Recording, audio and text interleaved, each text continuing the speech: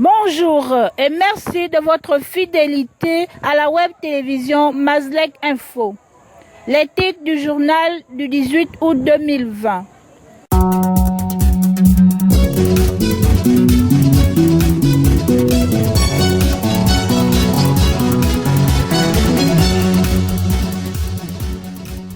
« 17 août 2020, déclaration de l'indépendance du Gabon placée sur le sceau de la déroute politique avec 3 discours à la nation qui ont irrigué la conscience collective. »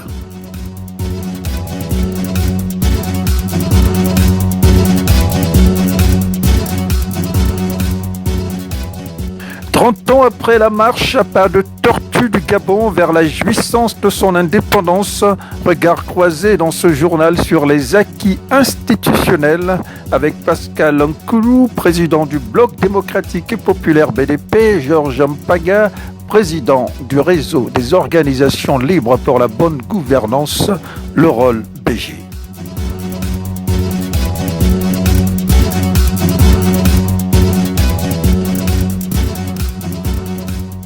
31 août 2020, date du 3e report en un mois de l'audience de confrontation dans le procès opposant au tribunal de Libreville le collectif des artistes réunis au bureau gabonais des droits d'auteur Bugada sur le paiement aux ayants droit des droits d'auteur et droits voisins.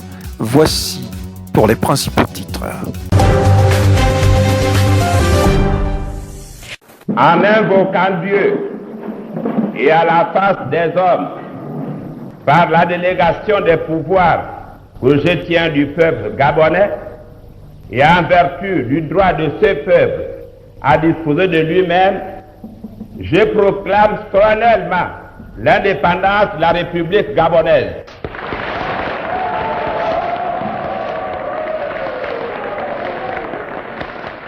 « 60 ans après la proclamation de l'indépendance du pays par le père de la nation, feu président Léomba, le Gabon, à l'instar de nombreux pays d'Afrique, peine à rentrer effectivement dans leur indépendance politique, économique et militaire.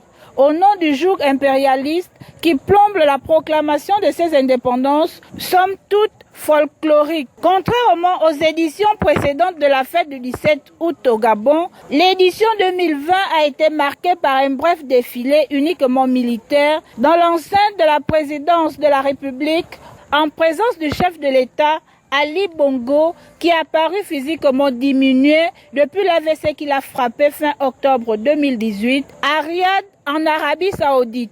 La crise politique et institutionnelle qui mine le Gabon a transpiré durant les festivités du 17 août 2020 avec notamment 3 discours solennels à la nation. Marc Ulrich, Malekou Mamalekou. À côté des 2 discours à la nation devenus traditionnels au sortir de la présidentielle controversée d'août 2016, respectivement déclinés par le chef de l'État Ali Bongo et Jean Ping, son challenger à la présidentielle d'août 2016 dont il continue de revendiquer sa victoire, une 3e tête est sortie du bois, celle d'Hugues Alexandre Barreau-Chambrier, président du Rassemblement pour la Patrie et la Modernité RPM, actuellement pôle position dans l'opinion en cas d'organisation dans l'espace-temps actuel d'élections présidentielles. 3 discours qui ont irrigué l'opinion en quête de stabilité politique et perdue dans le brouillard des soubresauts de la présidentielle de 2016 qui a davantage creusé le fossé de la crise de confiance entre le pouvoir Bongo PDG et le peuple gabonais. Abusé ce peuple ces 20 dernières années par des actes de déni de démocratie au sortir de chaque élection présidentielle. Chacune de ces 3 personnalités au poids politique les mieux en vue est allée dans un élan visant à se positionner en alternative à la crise politique que traverse présentement le Gabon. Extrait des discours respectivement d'Ali Bongo, Jean Ping et Hugues Alexandre Barreau-Chambrier. Pour se développer, le Gabon a besoin d'infrastructures modernes. Nous en avons bitumé plus de routes en 10 ans que depuis l'indépendance de notre pays. Que les Gabonais me comprennent bien. Seul compte réellement pour moi, comme à leurs yeux, la libération finale. Le seul résultat qui vaille, c'est-à-dire l'alternance et la libération, la rupture pour la renaissance du Gabon. Oui, la renaissance du Gabon.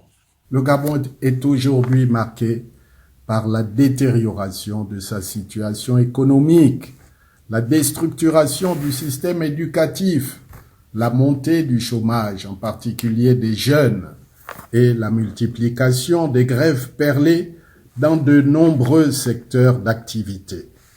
Cette situation résulte des choix hasardeux, d'une absence de leadership au sommet de l'État, mais également d'une profonde division de la nation causée par le nihilisme du pouvoir en place, avec pour conséquence, entre autres, un climat politique des plus délétères. Mes chers compatriotes, nous n'avons pas le droit de nous mentir à nous-mêmes.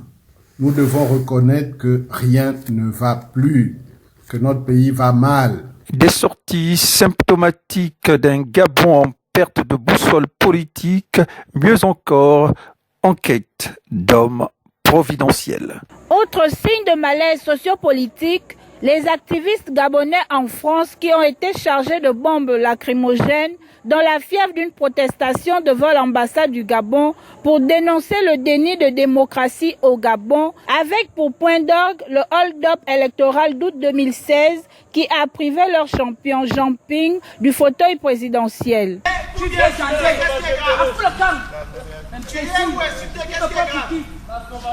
prends pour qui? Tu viens gager. Tu es qui? Tu es qui? Tu n'es rien. Ramassis. Ce jour-là, quand vous avez bombardé au QG, pendant toute une nuit, vous n'avez pas demandé. La violence, c'est vous. Quand on a tué les frères, vous n'avez pas demandé ça. Et aujourd'hui, quand vous travaillez avec ces gens-là, vous êtes d'accord avec ce qu'Ali Bongo a fait. Si tu travailles avec ce système, tu es d'accord avec ça. Alors, donc, tu es mon. Une indépendance diversement appréciée au sein de l'opinion nationale avec un taux élevé de protestation contre une indépendance cosmétique. Reportage. Bonne fête de dépendance se permettait notamment d'adresser de nombreux Gabonais visiblement outrés par le joug de la France-Afrique qui fausse les données d'indépendance réelle du Gabon avec pour cerise sur le gâteau les difficultés jusqu'ici éprouvées par les Gabonais à désigner leur chef de l'État. Le veto dictatorial de la France politique est mis à l'index. Regard croisé sur l'évolution institutionnelle du Gabon, 60 ans après la proclamation de l'indépendance, avec d'abord Pascal Nkoulou, président du Bloc démocratique et populaire, BDP. 60 ans après, on va voir que le Gabon a évolué. Le Gabon a évolué sur le plan institutionnel. Beaucoup d'institutions qui n'existaient pas à la création de la proclamation de l'indépendance sont aujourd'hui rentrées dans le jeu de la régulation et des équilibres institutionnels de notre pays. Il y a donc eu une évolution considérable, surtout à partir des années 1990, parce qu'on a connu une séquence de partis-États, donc de partis uniques, qui n'étaient pas de nature à permettre l'éclosion d'un certain nombre d'institutions, vu que le parti qui était un parti-État jouait un certain nombre de rôles qui étaient normalement des rôles dévolus aux institutions. Il faut aussi ajouter au nombre des institutions qu'il y a eu une évolution importante au niveau des mécanismes de communication. Parce qu'il y a 40 ans, vous voulez avoir une information politique, il fallait appartenir aux strates supérieures du parti. Sinon, vous étiez dans la masse ignorante. Aujourd'hui, tout le monde accède à l'information politique presque en même temps. Un avis que ne semble pas partager Georges Mpaga, président du réseau des organisations libres pour la bonne gouvernance, le rôle BG. Les institutions sont là, mais elles ne sont pas au service de l'intérêt général. Ces institutions ne sont pas fiables, ces institutions sont dépourvues de toute légitimité, elles sont dépourvues de toute crédibilité, elles sont phagocytées, elles sont au service du grand au pouvoir. La réalité dans notre pays, c'est que nous avons aujourd'hui une monarchisation des institutions, surtout depuis 2009, avec l'avènement d'Ali Bongo. Les institutions sont dépourvues de toute crédibilité. 60 ans peut paraître jeune, le plus souvent pour justifier échec et raté. Mais pour les autres, 60 ans, c'est le temps qu'il faut.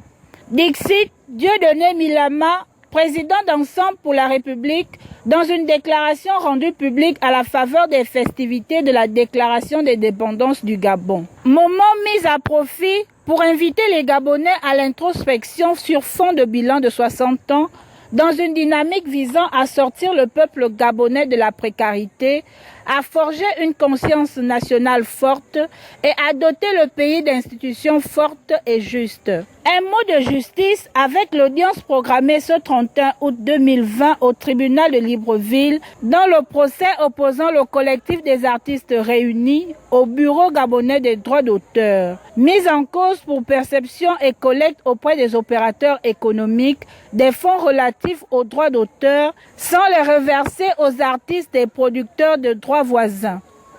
Les plaignants invitent la justice à sommer le Bureau gabonais des droits d'auteur, Bugada, à reverser aux ayants droit la quote-part qui leur revient. Aperçu des fonds mis à contribution par les dispositions légales avec Jean-Marie Edom, artiste et expert consultant au Bureau gabonais des droits d'auteur. Vous avez par exemple pour les bars, 250 francs, vous avez les snack bars, 400 francs, les boîtes de nuit, 300 francs le mètre carré, même les taxis, 10 francs la place.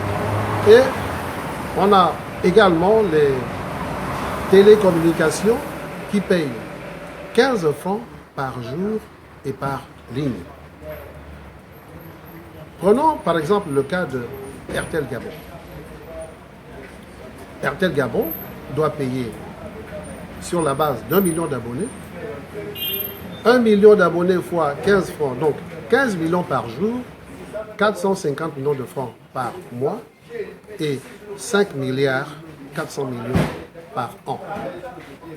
Voilà de quoi il est question pour ce qui est de la perception. Voilà. Et je voudrais ajouter ceci, que l'article 14 du décret 453 dispose que le paiement des droits d'auteur doit intervenir 15 jours après réception de l'avis de perception. Ça veut dire que lorsque l'usager a reçu plutôt la facture, il a l'obligation de se rapprocher du Bugada dans les 15 prochains jours. Et soit pour payer la facture, soit pour négocier un échéancier. Contribuer à faire rayonner la destination Gabon, entre autres missions assignées au nouveau secrétaire général du ministère du Tourisme, Liliane Gary, récemment installée dans ses nouvelles fonctions par le ministre de tutelle. Le challenge de relance de l'économie, qui constitue l'axe central du gouvernement Oussouka, commande à la diversification de l'économie avec la mise à contribution du tourisme comme levier de ce challenge politique. Visiblement au fait des attentes de la vision du gouvernement, le nouveau secrétaire général du ministère du Tourisme promet de ne ménager aucun effort pour apporter sa contribution à l'éclosion de ce secteur, dont la contribution à la confection du produit intérieur brut PIB n'excède pas les 4%.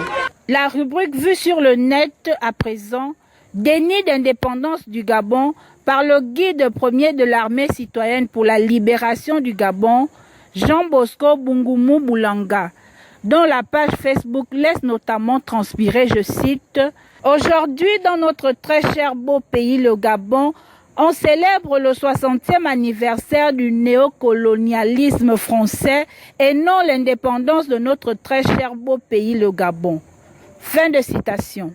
Dans la vidéo du jour, Ernest Mpou-Mpiga, ancien ministre de la Défense, se fait toncer par un activiste dans un café en France. Bon, maintenant là, est-ce qu'il y a une armée qui peut te protéger? Parce que là, je suis maintenant sur le point de te frapper. Non. Si tu es un garçon, on va se frapper les coups de poing. Moi, ce que je veux savoir, attends. Moi, ce que je veux savoir, c'est est-ce qu'il y a une armée maintenant là pour te protéger? Moi, je me déplace jamais avec une armée. Bon, une armée en cagoulé. Richard Ndjami que tu connais, c'est mon beau-frère. Richard Ndjami qui est de Bongoville comme toi. Qui est béret rouge, c'est mon beau-frère. Sa femme, c'est ma propre grande sœur. Et j'ai dit à Richard, il vous défend baptême, il dit ça, Richard a quoi en retour?